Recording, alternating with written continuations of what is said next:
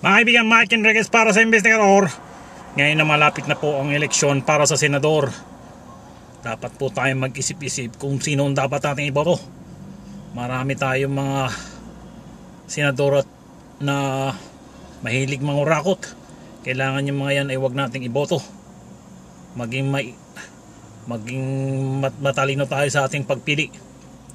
Huwag nating karamihan sa ating mga kababayan isinasalang-alang nila sa karma.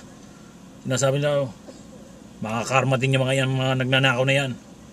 Mga kaibigan, huwag natin tayong umasa sa karma.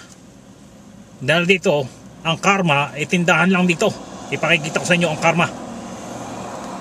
Ito po mga kababayan, ang karma.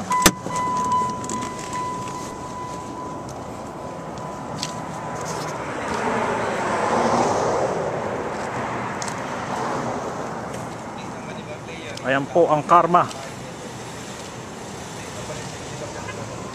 Ayan po ang karma.